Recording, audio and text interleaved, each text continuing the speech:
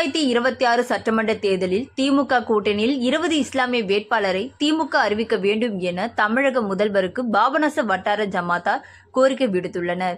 தஞ்சாவூர் மாவட்டம் பாபநாசம் வட்டார ஜமாத் நிர்வாகிகள் ஆலோசனை கூட்டம் நடைபெற்றது. கூட்டத்தில் பாபநாசம் வட்டார ஜமாத் தலைவர் யூசுப் அலி தலைமை வகித்தார். செயலாளர் சாதிப் பஷா அனைவரும் வரவேற்று பேசினார்.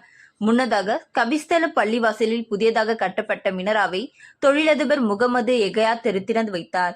தொடர்ந்து நடைபெற்ற கூட்டத்தில் பொருளாளர் சிம்லா நஜீப் சமாத் செயல்பாடுகள் குறித்து பேசினார்.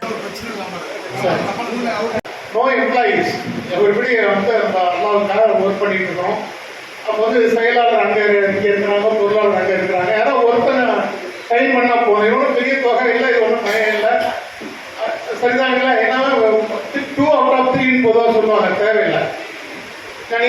நான் 3 மாசம் கூட நான் பண்றேன் இல்லை இந்த நிகழ்ச்சி. நான் இருக்கிறேன் இல்லை, டெஃபினட்டா 3 மாசம் கூட நான் வரேன். உங்களுக்கு எல்லாரும் நம்ம சேருவோம். இது என்னன்னா நம்ம எல்லாரும் ஒரு டேபிள் அனைவரும் இப்படி பயிற்சியோடு கூடி ஊட்டுது.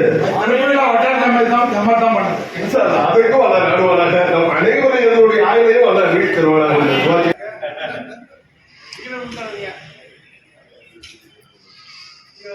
وخطايانا كلها يا ارحم الراحمين. اللهم حسن مقاصدنا ومقامنا وامور الاخره مع